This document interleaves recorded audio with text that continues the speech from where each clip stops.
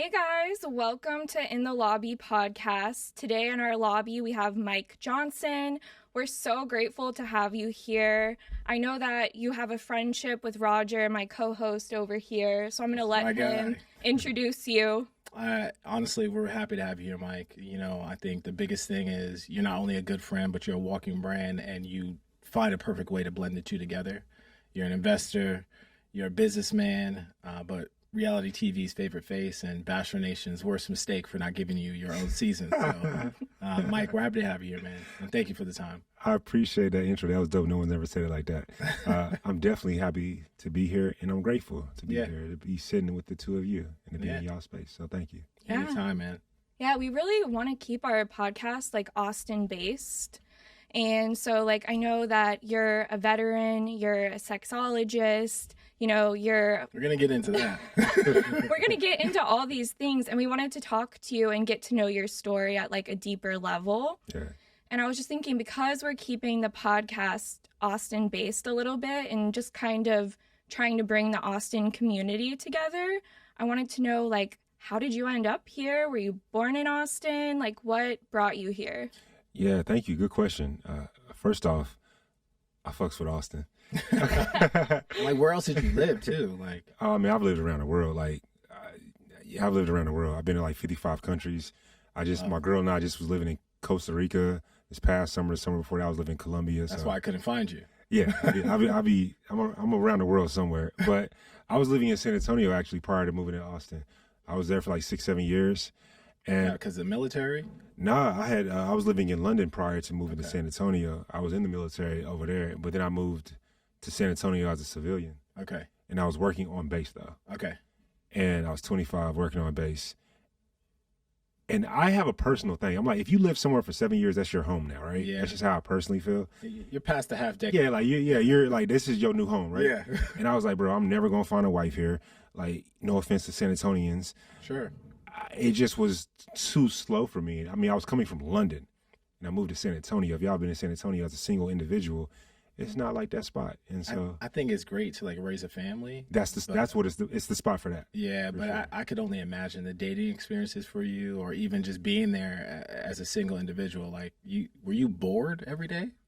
I mean, let's because there's still stuff to do. Man, I forgot about this. When I actually moved to San Antonio, I was in a relationship. Okay. Yeah, she's an English woman, and she moved to America with me. Love. And then so we were together for some time, and then we broke up. Sure. You see how serious I take relationships? I said it like I was about to say divorce, right?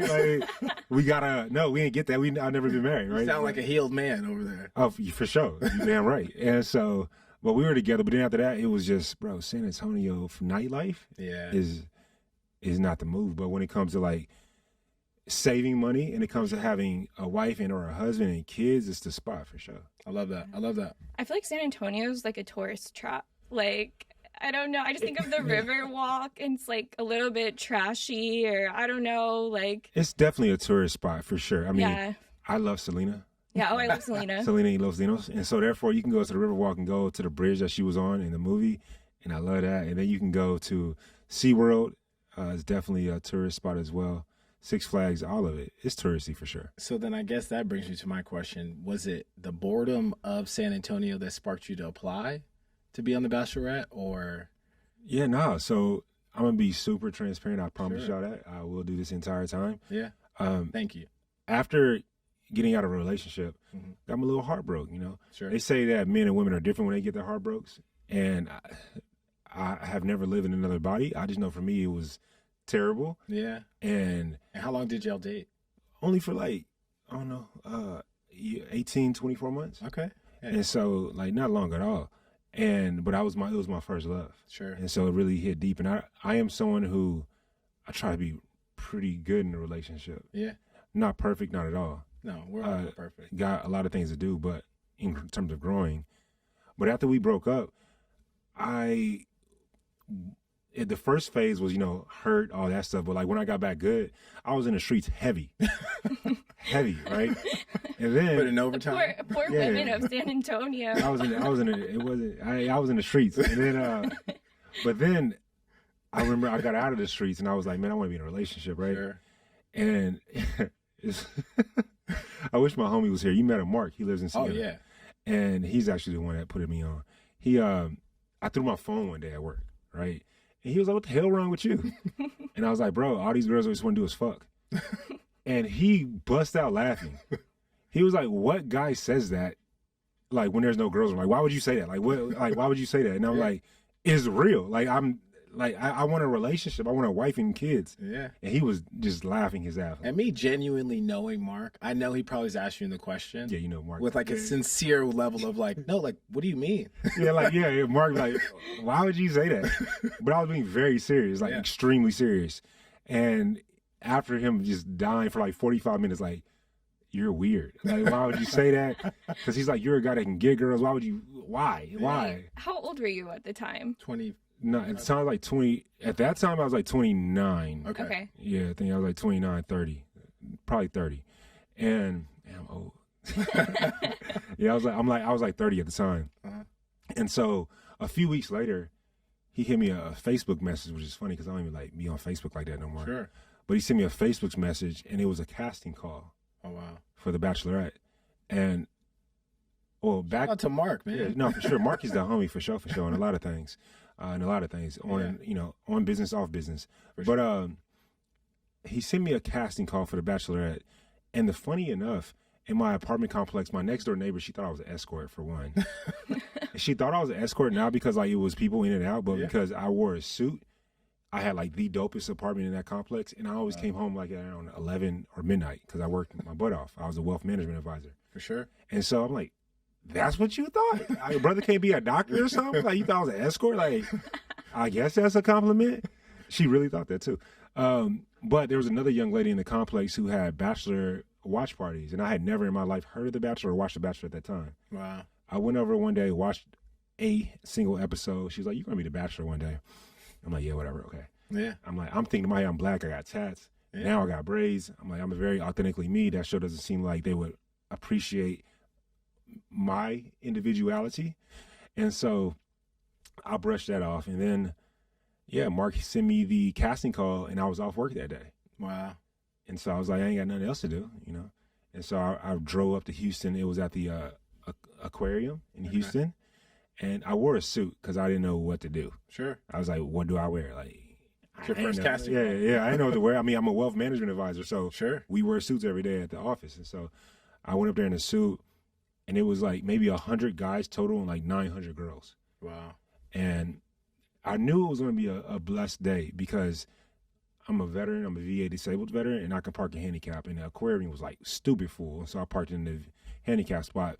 But a dude in a van, an older gentleman, pulled up, and I saw a gentleman next to him in the passenger seat. He said, "Hey, is this handicap spot taken?" He asked me while I'm in the handicap spot. And I was like, "Nah, you got it." And so I moved, let him take it. As I'm walking back up after I parked, I see the dude in the passenger seat was in a wheelchair. So I was like, it made me feel good. Like, yo, that's the right thing to do, right? Yeah. He was auditioning for the show. Oh, wow. Cool. You know, it made me feel good too. Good for and you. Me and him chopping it up. And at the casting call, I was so just myself. I had a book with me, How to Win Friends and Influence People. Mm-hmm. I was just so 100, like answering questions like I would if it was just the two of you. Yeah. And the Houston News came, and they actually interviewed me, and people thought I was the Bachelor.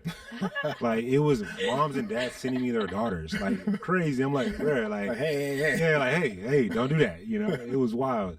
Get this casting first. Yeah, I know, right? It was so wild. I'll never forget it. Like, bro, who said I was the Bachelor? Yeah. And that was the very first one, but it's like a total of like, I went through like 7, 8 different types of interviews. Sure. And I say different types because not all of them were an interviewer asking you the interviewee question. Some of them were like, "Hey, bro, just come to the room, kick it." Yeah. And like, you don't know that you're being interviewed, but it's just people are talking to you. You don't know who they are. You think you're waiting for somebody to come in. Let alone they're actually interviewing. And actually, they're the one interviewing you, right? And then the coolest smart, one. Man. No, it's really smart. Yeah. It's actually a technique I'm gonna steal. The coolest one, I'll skip over the rest. The coolest interview I did for that process was, I ain't gonna say his name, but one of the homies, he's a producer for the show. I want to say his name, but I ain't gonna say his name because he cool people. It's sure. Like all love. And he's like, "All right, we do like the little 5-minute interview." He's like, "All right, you ready for the next room?" I'm like, "Yeah, what's up?" And I go into another room, and it's like 45 people in the room, one chair at the front. 45, like interrogating you almost, like. Yeah. Okay, got it. And I'm painting the picture clearly for myself. Thank you. Yeah. And then there's a chair at the front. So, he's like, hey, sit in this chair. I go up, sitting in the chair, and I'm nervous. Yeah. I'm not going to lie. It's like 40, 45 people staring at me like. That you don't know. Yeah, I ain't never seen none of them people before. Yeah. And somebody says something to me, and I forget what old buddy said. I remember who he is. He's actually high up in the Bachelor world. I ain't going to say his name at all. And I cracked a joke about him. I just started talking noise. That's just what my natural default is, I guess. Sure. And so I'm like, why you got the Abercrombie and Fitch shirt on, right? And then like we banter a little bit back and forth, and it was beautiful. It was all love. Well, I guess I dig into some of that to then also kind of ask you, Cass, as well. Have you come across like a lot of the other Bachelorette contestants or any of the folks on the show in Austin? Yeah, it's weird. I've run into a few of them in Austin. I mean, I don't really associate with any of them, but it seems like there is like a good amount of like Bachelorette and Bachelor contestants that have like landed in Austin. Yeah. So, but I mean, it's like, all the people that I guess are here in Austin, did you all cast at the same time? No, my old roommate, Connor and I, we were on the same season. We actually were roommates on the show. And roommates in real life. He was the youngest, I was the oldest, and he was the tallest, I was the second tallest, and so we became good homies in that time period of life.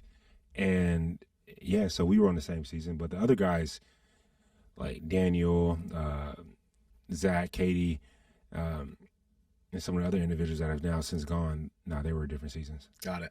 What was like the process like in your mindset, like going into being on the show? Because I heard this clip from you when I was like listening to some of your content, and I think you were talking about the one thing you wish you would have done or any of the guys should do is put on 15 pounds of muscle and treat the women like how they would treat their mom. Yeah. And I listened to that and I was like, can't every guy just do this? I feel like you're reading our text when I was trying to get on the show. Now, I specifically told that to Matt James. He's the first black ever Bachelor. He's an amazing guy. Yeah. Because Matt, if y'all follow him, he likes to run a lot, marathon guy. And I'm like, bro, you about to be the Bachelor, homie. You gotta like. I talk to people like I'm not a yes man. I'm gonna tell you, the truth. Like if you want to go on American Idol and you can't sing, I'm like, that you might want to go on Tough Mudder or something. You might want to go on something else. And so for Matt is an amazingly good looking guy. I'm like, bro, you can put on 15 pounds, homie. They will, the camera will like it, right? And he did. And him and his beautiful girlfriend Rachel are doing amazing. And that's awesome. And where are they based out of now? Based out of everywhere. Based out of the airport. that's where they based out of. That's great. New York. I mean, that's pretty cool though, because he's like physically showing up as the best version of himself, which it's like mentally affects you too. Oh yeah. So going into his season, he probably felt really confident and like ready to find his person. I love that. For sure. Yeah. Remember, we're in the lobby, so it's like we want to make sure we get to uncover those things that you don't really get to see from a Instagram post or an interview or any other show you've been on. Let's just make sure we have clarity. Where the hell were you born, man? Great question. Because it's like all y'all live this traveling life, but like where does it start? Like where does the Mike Johnson story start? Yeah, on the side of the road in Killeen, Texas. Okay. Yeah, so I was born in Killeen. Okay. I'm a military brat. I went to like a bunch of elementary schools, lived as a child, and mom or dad was military? Father was. Okay. And my sister's father was military, and then we got a bunch of military in the family. Wow. And so, I mean, I grew up learning a little bit of German, living in Germany for a while, like 10, 12 different American states for some time. And so I think I just got the travel bug at an early age. And so now it's just what I do. I'm probably going to definitely have at least, I'm going to be bi-coastal or bi-coastal or bi-hemisphere at some point in time. Okay. And it kind of transitions to where we want to kind of take some of the questions as well, to where it's like this is version of career and life, right? Like you may sound like either one of the lucky ones or one of those maybe niche individuals on the show where you already had the travel bug, and some people maybe get used to that as they get that fame. How did you transition to like having your personal life, being a wealth advisor, getting on the show, getting all this fame at a rapid pace, but then having to come back home. And when you come back home, you got to transition back to the regular life that you had, but now with all this fame backing you at the same time. Bro, that's difficult for a lot of people. I mean, that's like a truly a mental health battle for a lot of people because like one moment, matter of fact, one of the homies, he's an alumni, I ain't gonna say his name. Sure. He said he was a football player and he was like, when I lost that. I'm sure y'all could process of elimination, figure out who it is. I won't say nothing else. There's a lot of football players, but I won't say nothing else.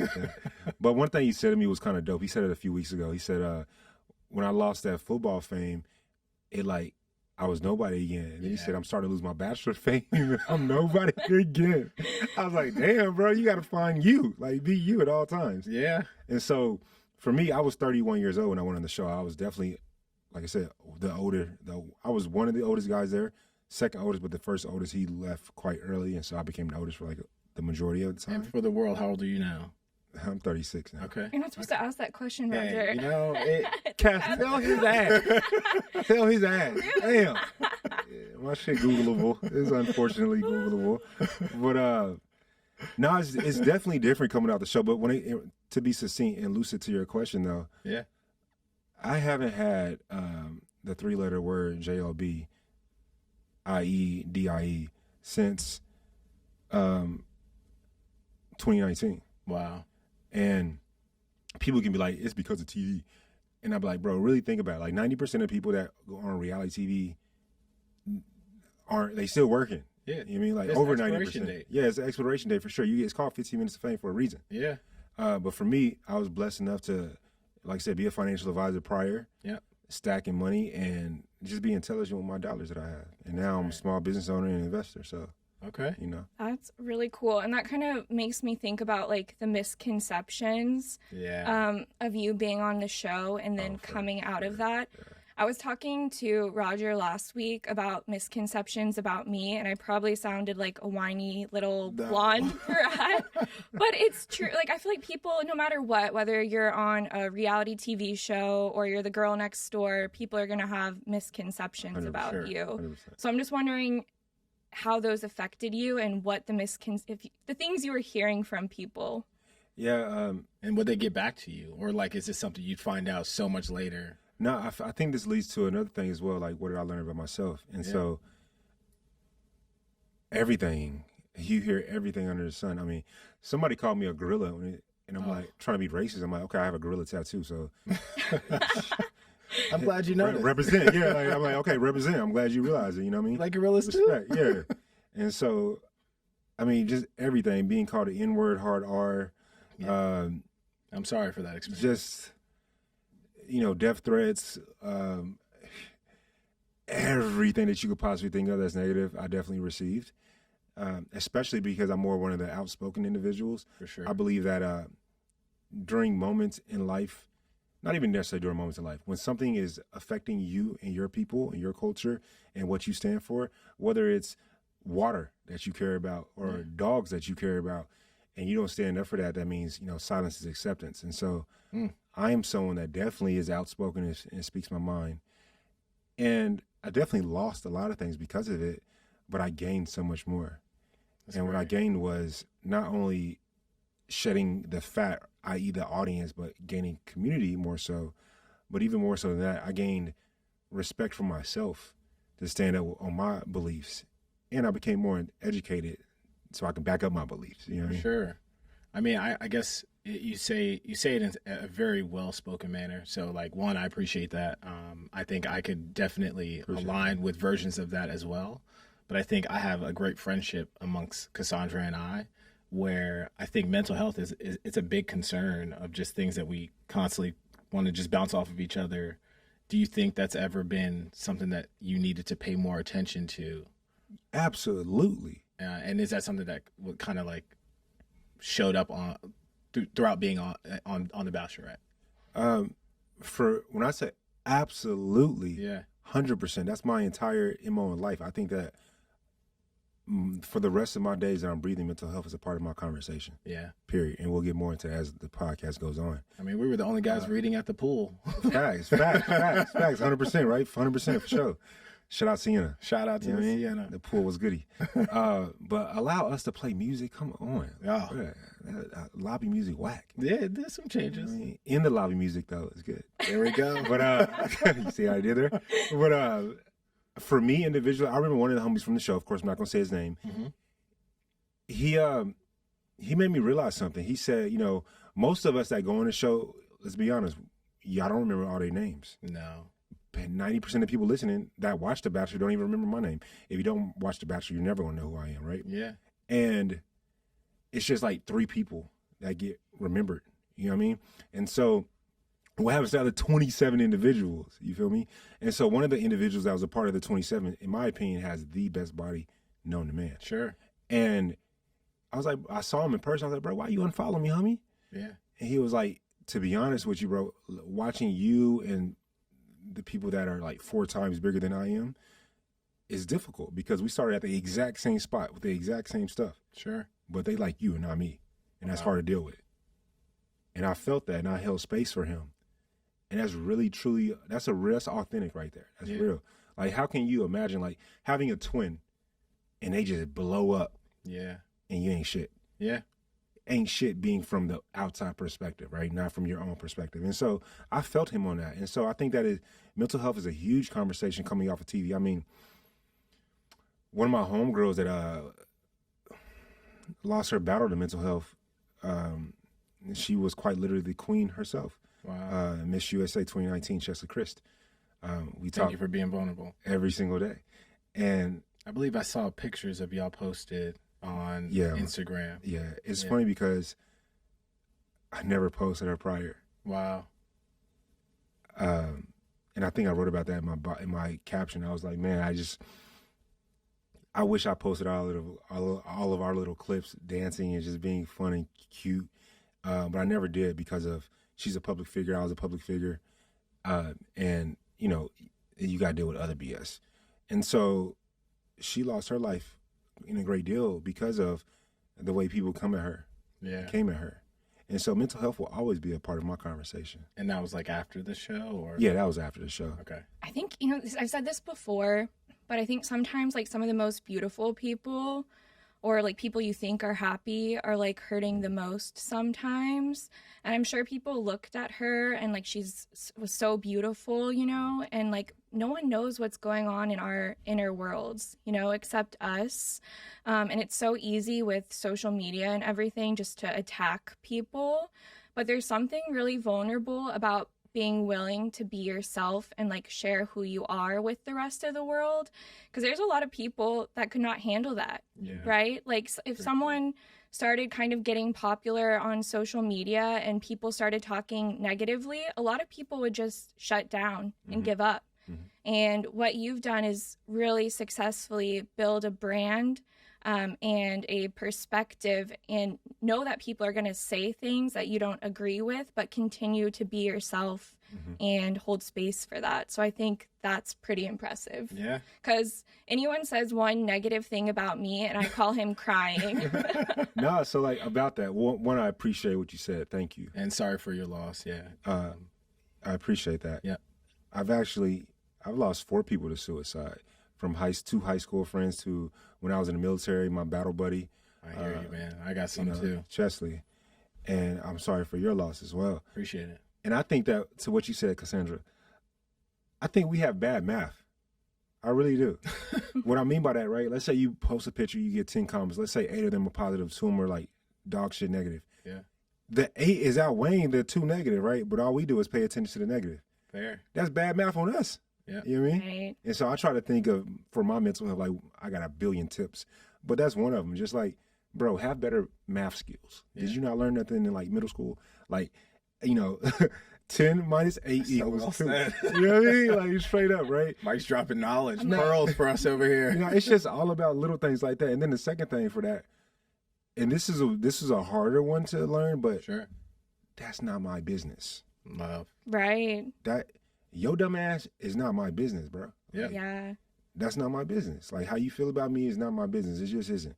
You may be talking about me. I may be the subject of your conversation, but that's not my business. Right. Now, if you my homie and you hear some shit, You should tell me. Then you gotta tell me. Yeah. But if it's just somebody talking noise, but that's not my business.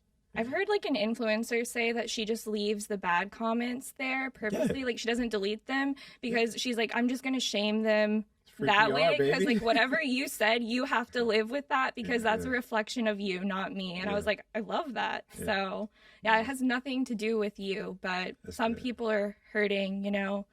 I definitely delete the racial ones though. Yeah. Oh, yeah. I think my audience is like 98, 99% Caucasian. I just don't want. I just don't like the N-word on my posts. Oh, you asked a question earlier, like what's the only thing that's ever gotten to me ever, and it brings to mind because of the racial aspect, is that people didn't think that I like black girls. Oh no, that's the only thing that got to me. The only thing. I'm like, bruh, can a brother go on TV and like, can you not be light skinned, go on TV, be what deemed a success and not like a certain race? Like that's stupid to me. Well, I mean, it's no one's business as well, right? Like that's facts. Let alone, how is somebody going to know your entire life based upon one segment of it? That's a beautiful statement. Yeah, it's self-explanatory. It's rhetorical. That statement. That's good. Yeah.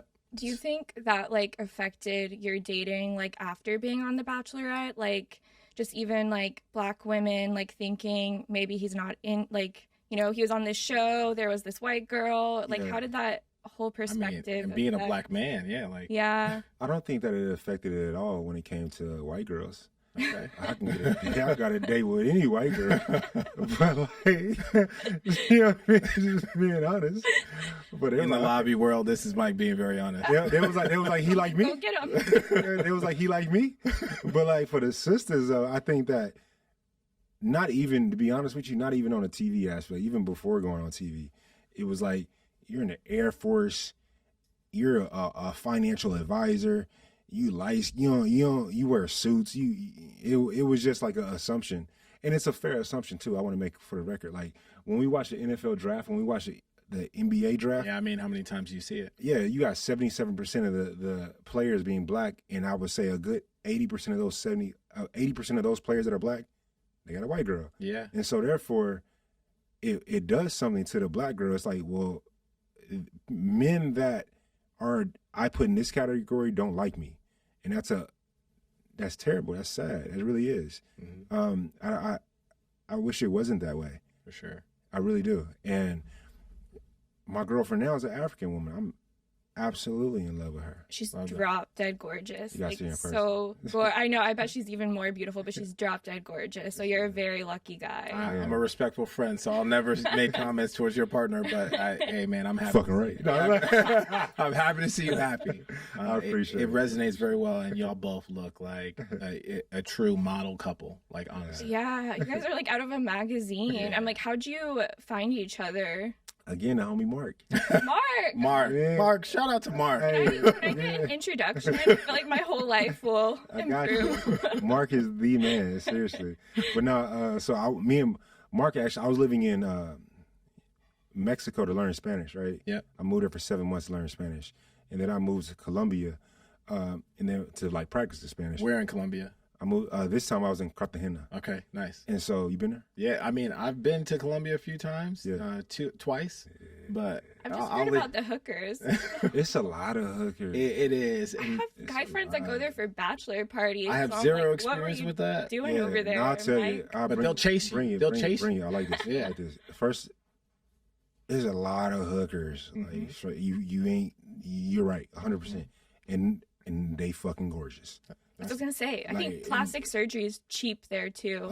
They gorgeous naturally. Okay. Like, they do got a lot of plastic surgery because like they be having like I call it Batman abs. Oh. They be looking good. Yeah. And then you turn to the side and you see all the flubber. It's like, bro, what is going on? And so men and women both, like they have abs and then they turn to the side and you're like, oh, they're flat. Like just go to the gym.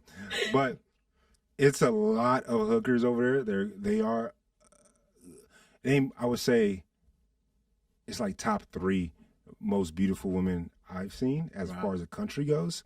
The others are like in a part of Africa and the Middle East, like Qatar, Saudi area, and then I ain't gonna get into details like that. I'll tell you, hey, Roger, go here. Like, I'll tell you where to go. But now it's a lot of hookers. What I was doing there, honestly, me and Mark, we had a spot out there. We were living there for about a month and a half. Wow. It was beautiful, right? So I'll tell you, we had my first time ever having a maid. Yo, have y'all ever had a maid? Like, this lady was cooking and cleaning. I don't know if I have access to the same money you do. No, I'm going to tell you though, I'm a financial advisor, right? So I'll be looking at numbers and I'll be cheap. I'm too cheap. And so the homies, everybody would tell me I'm way too cheap. I live stupid below my means. And she was cooking 6 meals a day for me, like 4 meals a day for Mark, cleaned all the house. I'm talking about like, I think it was $10 a day. Wow. I was in love with this woman. Like, yo, you are so sweet. And I'm talking about first meal was at 6 a.m. Like, dope. So what we did there, I don't want to deviate from the question. I didn't hook up with no hooker, for the record. That's why I came back to that question, because I don't want nobody to be thinking. I mean, there's women. Me neither. I don't you feel me? Yeah, you feel me? There are women that are not hookers there too. Like, you know, honestly, the women that I met there, the ones that I kicked it with, one was a supermodel. You can Google her. I'm not gonna say her name right now. Sure. And the other main one was a doctor, both Colombians. And so me and Mark was living their life. Like, I remember they were taking us around everywhere. Like, we went to one of the finest restaurants in South America, and we had Miss Colombia come up to the table, like kicking it with us. We were just balling. I'm just saying like that. I've lived a beautiful life. I was gonna say, I feel like you've really got to experience a lot of things in your life and like in your dating and everything. And so like, how long have you been with your current partner? Because it sounds like you spent a lot of time on like self-discovery and dating and your career, and then now you have a person in your life. So what does that kind of look like? Like, how did you meet? How long have you been dating? Yeah, we've been dating about 17 months, 16 months. And why be talking dating in months? Like, I got a kid. Like, I should just say a year and a half or something like that. Sure. 17 months, you know what I mean? But it's still fresh, definitely fresh. I always like to say in our relationship, we're still building the foundation, right? Yeah. That's why I think I talk about it in terms of months, because to me, foundation is the most important part of any structure, right? Sure. The building that we're in right now.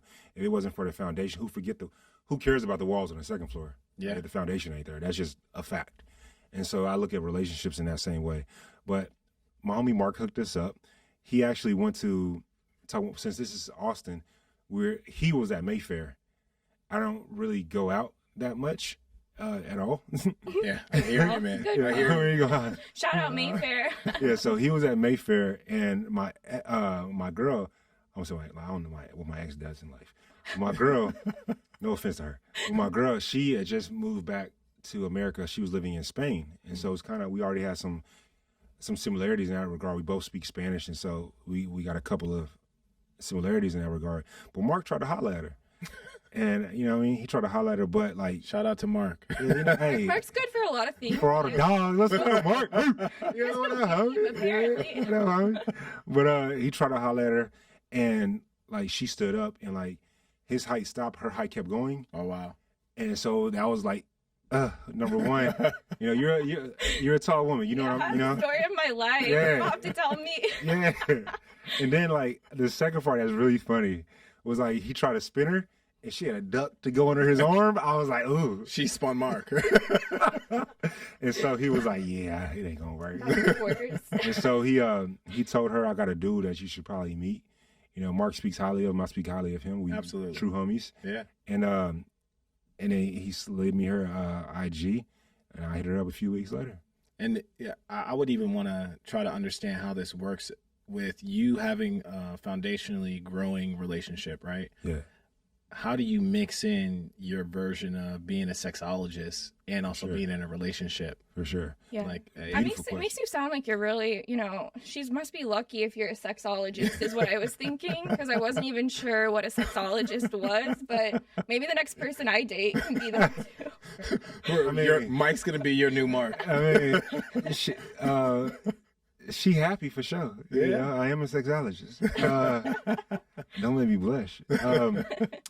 I think the thing about being a sexologist and being in a relationship is that you want to make sure you have a strong boundary, and that boundary is you never want to come from a place of like their therapist, right? Love.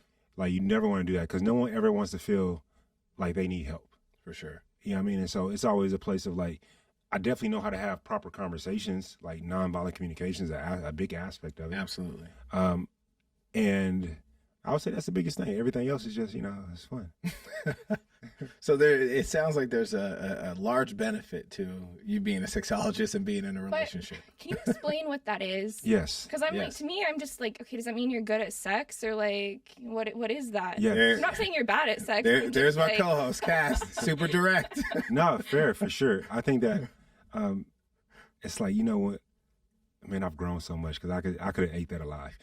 Like you threw the shot. She was like, "I'm about to dunk it. What's up?" You're over here like 2 years ago. No, not in that regard, but just like you threw the alley-oop for me to say something completely else. But I'm not going to say that at all. What I will say though is that I call myself a tantric sexologist, meaning I'm a tantrika. And tantrika, a lot of people that are ignorant, not ignorant in a negative way, but ignorant in the definition of ignorance, Just which is not the knowing. lack of knowledge. Yeah. In regards to something, a tantrika is also for men as well. It's men and women, just because it has an A at the end. But as a tantric sexologist, I focus on ensuring that the person that I'm speaking to, ensuring that my clients feel comfortable and safe in their own body. Love. But then also that they can be intimate with others, but then intimate with themselves. And I'm not even talking about just strictly sexual. Because let's be honest, sex is easy, but intimacy is difficult. Absolutely. Right? And so I help it's a commitment. Yes, for sure. And it's morally, not morally, but more so a commitment within self, a commitment to grow. Because I think that, I think what love is, and being in love with someone, is that they're going to show every fucking trauma that you have. Absolutely. It's going to manifest in them, and it's going to come a mirror. out in them. Yeah, it's a mirror. And so I think that as a sexologist, it's beautiful because we can actually be intimate without sex. Yeah. Does that make sense? Yeah. And so that's different for a lot of people. Let's be honest, right? In this day and age, we can smash left and right, but the act of actually, when something comes up and listening to your body, hearing your body, being healthy within your body, my entire mission as a sexologist is to grow our mental health and weave that with sexual well-being. So mental and sexual well-being, because they go hand in hand. Yeah. I mean, I feel like sex is such like a healing experience if you're doing it with the right person. Absolutely. Yeah. Sex is the, not sex, should I say, but achieving orgasmic bliss is, and this is, you can go Google me, you don't want to believe me. Oh. An orgasm is the only thing in the lobby, man. We trust you. Supersedes fear, pain, anxiety, depression, loneliness, everything. Yeah. That few seconds of that orgasm is we call it bliss, because bliss in our definition is free from suffering. And that's what I want to do. And I want to help all my clients and everyone that I encounter. I want to help you. Yeah. I want to help you. I want to help myself and all those listening to be free from suffering, because so many of us have cortisol flooding our body, right? Stress flooding our body with the day and age that we live in. And that manifests in different ways. It can manifest in you cursing out your partner. It can manifest in erectile dysfunction, performance anxiety, vaginosis, inability to have an orgasm. Like, it can manifest in all these different ways. Like, so, a girl might be talking to me like, "Oh, you're a sexologist. Tell all these dudes they need how to fuck right." And I can go in for sure on him, but then I can also go in on her. Mm-hmm. And be like, when was the last time that you played with yourself? Okay. Yeah. When was the last time you played with yourself without a toy? When was the last time that you spoke your truth? Got to know your body. When was the last time that you got to know your body, but also your mind? When was the last time that you journaled in a positive way? Sure. Like, I can go down a million things, right? For guys, when guys be like, "Yo, Mike, I'm getting kind of older, bro. You 36 too, how I get better testosterone?" I always start off with two things. One, how do you squat and how often do you squat? Absolutely. And then two, how do you meditate and how often do you meditate, right? Because they go, a good sex life is a good physical and mental health life. Absolutely. And that's my entire mission. I'm actually working with the National Coalition of Sexual Health as this very second, and doing my own, actually peer-reviewed study with Feeling Seen, my company. Sure. Wow. I brought this up earlier and Roger was like, don't ask him this question. But like, when you're working with your male clients, do you ever is Viagra ever the option?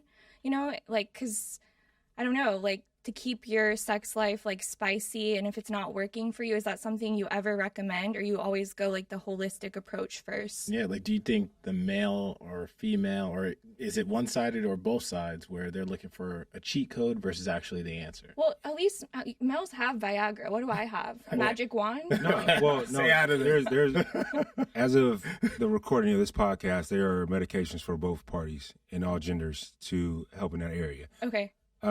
To answer your question, though, I think that, well, to answer both of y'all's question, I'm going to start with your question, Roger, because it goes back to your question, Cass. Everyone wants the quick fix. For sure. Period. That's the society that we live in. That's the Western culture. That's 2020s. That's what it is. Now, Cass, to you, that's a bit of a more complex question. I can say yes, easy, right? Like, yeah, bro, take some Viagra if you want to, homie. But do you want to get to do you want a Band-Aid, or do you want to get to the causal level, causal being root level of what's going on, right? And we could do that as well. Normally, it's a lifestyle thing. Lifestyle being mind, body, spirit, sex. Truly, that's normally what it is. If you're 63, that's normally what it's going to be, a lifestyle thing. And you know how many times I hear people, males say, bro, I took some Viagra or Cialis or whatever the case may be, but the feeling is just different. Not the same. Yeah, like my dick is hard, pause, but like. Thank you for the pause. Yeah. Like my dick is hard, but I just, like, I'm not, raging. You just smash something, it's because it's a different thing, right? And this is what people are not realizing. Like, the best sex people are always asking as well. Well, Mike, what are the secrets? What are the tips? I always say step one, it ain't going to be like, the compare the emotion. We can do all that stuff, but that's like down the line. Sure. Step one, your body part and your body part, my dick, they're antennas, right? And so they can feel. Yeah. Like my girlfriend will say something like, even if my eyes are closed, I can feel when you're around a certain part of my body. It's got me so excited. Yeah, she says it's got me. So there's actual energy there, and so it can feel. And so there's an antenna there. So before the pod, I'm not gonna say which, but one of y'all were like, you have barriers up, right? That's also going to be either one of two things can happen. Either you can compartmentalize and never focus on that, and you can have sex all damn day and be busting all day, right? Or you can have sex all day or not have sex at all and never will achieve orgasm, right? Yeah. There's so many things that are so much more important. I mean, like I said before the pod, what is the most important 6 inches? Is in between your ears. Shout out to Dr. Sue Johansson for saying that. Yeah. Have you ever watched Avatar? Yeah, for Do sure. you see like when they're partners, they like merge their cells together? Yeah, great analogy. That's how I really think about sex. And like even for me personally, like I'm so cautious of like who I'm intimate with, because I really feel like it's like merging souls. Yes. You know? I told my girlfriend I would never talk about this on here because it's extremely controversial. For sure. All I will say is look up telegeny. Okay. That's all I'm gonna say. All right. for our audience, I'm sure they will, and for us as well. Mike, there's a version of everything that you've explained and gone into. I think you see ways in which both the masculine yourself, the feminine yourself, Cass, you two can explore this version of conversation that I'm not sure you get in a single post that you may post online. Yeah. But I know that our audience, as well as us, we're very thankful to experience it. But I gotta ask, right? Like, do you see a version of love that is still out there that the world doesn't know about? Or is there a version of love that's dying? Like, and how can you connect to that as a sexologist? Man, that's a homie question right there. I mean, these are our where does deepness come from? These are our conversations. I appreciate it. I know that. I appreciate that question. 1 second. I'm like, this is not on the list. That's good, though. That's good. I will start off by saying that everything is 80-20, right? And there is nothing that is solid. Yeah. When it comes to this conversation, I think that 100% of people absolutely, unequivocally desire, want, and technically, if we're talking about longevity of life, need love. For sure. I think that there are conditionings, biases, and judgments that we all have that is preventing that love. That's how I answer it. Love. I feel like unconditional love is a really difficult thing too, because I do feel like in love there are conditions sometimes, right? Like if you gained 45 pounds and I'm like, I don't know if I want to be with you, then I'm not really loving someone like unconditionally. So I'm always like exploring the differences between like conditional and like unconditional love, because I still feel like we can have unconditional love but need to show up as like the best version of ourselves for our partners. See, it's crazy you say this, because I just heard this quote and I'm gonna see what you both think of it. Yeah, it was talking about love, and it was saying how being in love is an actual agreement versus being in relationships can also be a version of contractual. Like, and having those contractual relationships where if somebody gains 45 pounds, as you say, that's your barrier to where you're like, or your boundary where you're like, you know what, I'm out. And that's not love. But if you know that on the front end, you could live a very happy life with that person if you just know, hey, this is a conditional love that we got going versus being in love for that long haul journey is an actual agreement. Man, I think I'm happy and I appreciate this year. I have two words that are I'm leading with. One is gratitude and gratefulness, and the other is growth. And both of those words are going to come out in my response and what I was thinking when you guys were speaking as I was receiving what y'all were saying. I think that the old Mike, as in like the beginning of my relationship with my girlfriend now, I was definitely having those conditions, because love for sure is conditional, period. Absolutely. I don't have a child, so that would be my unconditional love. But in a partner relationship, there is conditions. I wouldn't say necessarily, the old Mike would say I would add a condition of wait. But the man I am today in 2024 and moving beyond, I think that there's three things that I'm going to steal from Naval Ravikant that I definitely believe in. When I come home, or in my life, and what I deem as success is that I have wealth in more than one just wealth of money. Mm-hmm. Wealth, I have health, and I have a home full of love. If the woman I am in love with is net positive in that regard, then I'm gonna look internally for the vanity that I have. I think that's the best way I can say that. Now, you damn right. My girl gained 200 pounds. There he is. Yeah, there he is. Nah, I'm gonna be 100 the whole way. I'm gonna be 100 to you. This is how both of you made me feel like the third person out in this group chat. Y'all two get so vulnerable and direct, and I'm over here like, yes, okay. No, it's good though. It's good though. You know, I feel that, right? Like, my girl gained 100 pounds. We gonna, hey. You know what I mean? And then there's things that you could do. It's like, hey, baby, I know what size shoe my girl wear, right? For example, I know her, you know what it is. So I might buy her a new pair of Hoka shoes or something. Sure. You know, I'm a man. Yeah.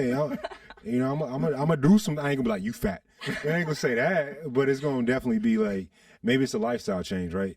What can I do? This is controversial, but in my house, I'm the leader of my house, right? For sure. And so therefore, what are we doing? What is our lifestyle looking like? When she gets off of work, are we couch potatoes every day? On the weekends, what are we doing? Are we couch potatoes? Are we going to play pickleball every weekend like we do now, right? Yeah. What is the lifestyle? What am I doing? Am I aiding and abetting this?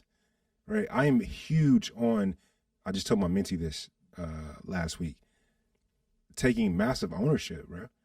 Yeah. Are you saying you're the leader in the relationship? Because personally, I look at men as like the CEO and women as like the COO in relationships. That's my take.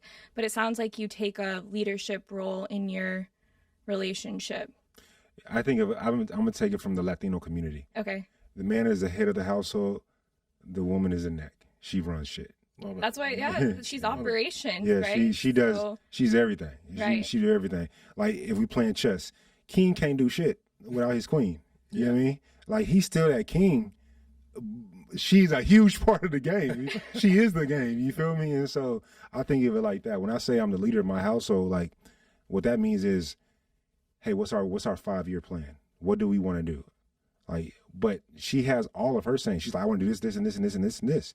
I bet. I'm leading how we get that. So now we're moving into masculine and femininity, right?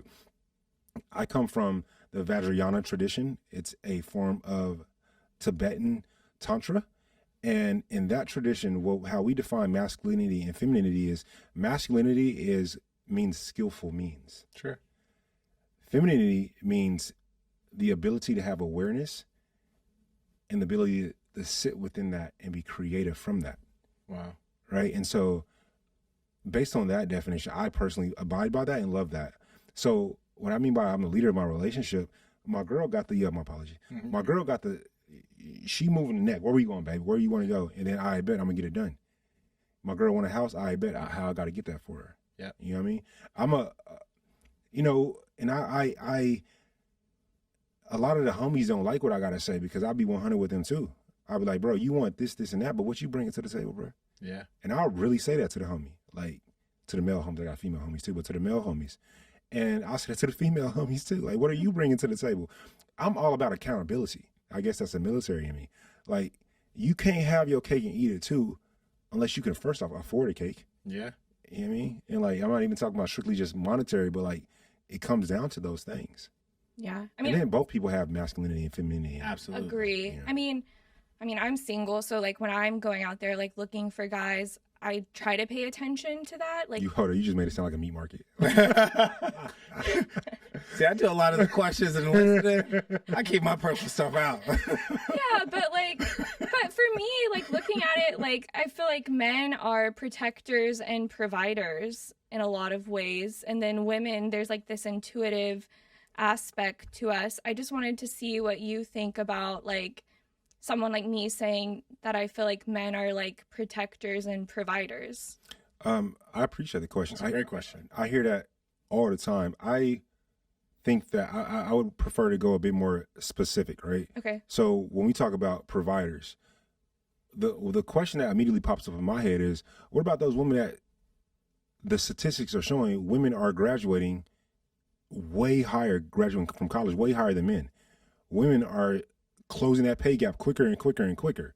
If we talk about the black community, dudes ain't, the black men, we ain't even on the women are demolishing us already. Yeah. And so therefore, when I hear that, it's like, well, then there is a discrepancy, right? From a monetary aspect for sure. But then also I go into the numbers and I go into the science. So when a woman makes more than a man, when a woman makes the same amount, let's say you make 150, I make 160. Well, that's the same amount, right? Or I make 140, roughly the same amount. What happens is there's a 50% chance that man is on erectile dysfunction medicine. Wow. Yeah. Then if the woman is making 70% of the household income, that relationship is going to end. Yeah. Period. Dot. And so when I hear that, it's like it's unfair to the women. I really think that statement is unfair to women. Because in my head, when I'm thinking about that, what's up with my baby that's like a lawyer? Yeah. What's up with my baby that's a entrepreneur, a doctor? These women, y'all are doing y'all thing. Mm-hmm. And so I think that we have to change that a bit now in the security aspect. There's a lot of women that could beat a lot of these dudes up. Mm-hmm. Let me tell you. Now, I'm not on the bandwagon of like, I do think that men are stronger on average. I prefer, you need to be her emotional security. For sure. Mm-hmm. You know what I mean? You need to bring the emotional security there. And if we're talking about provider, if we're talking about provider of financial, I think that's how the conversation normally goes, because I can speak about the other aspects, but let me just speak to what I believe it is. Is that about the financial aspect normally? I feel like it's both. Like, I think even just like providing a home or stability or safety for like your potential family, right? Because I feel like when we choose a partner, we're typically thinking of a family, a home. Mm-hmm. And so I just, when I say provide, I think I just mean provide that safety and that home. And obviously finances play into that. But I feel like as long as you're showing up as the best version of you and doing what you can, having a job, trying to provide, that's being a provider and a protector, right? Yeah. I think that sounds good in theory, but it doesn't play out that way. And what I mean by that is, you know how many women out here say, if he can't afford me, don't date me? Yeah. And I think where I hear both of you is like there's a sense of autonomy that exists in how you both consider that decision. Yeah, that's what it comes down to. It's a within that relationship at the end of the day. Yeah, for sure. But like to those women that say, if he can't afford me, don't date me. That's the most dumb shit I've ever heard. Because the people that can't afford you, more than likely they smashing everything. Oh, yeah. There you go. I agree. And I think too, the other thing is like women I think can sense this. Not, I guess I'm speaking for myself, sure. But like if I'm dating someone and let's say he's making 40,000 and I'm making 100,000, who cares? Like, but if I see this potential in him where he's really trying and I believe in him, I would date them. Like 100%, because I'm seeing something in you and you want to grow with me and I know we can do this together. And that commitment too, it's like that may be a situation, that may be a moment in time, that may not be forever. For sure. So it's like if you could see that core value, like that's so, it's valuable to you for you to say to our audience, because I think your perspective is very important, but also your insight as well. It pairs very well with that.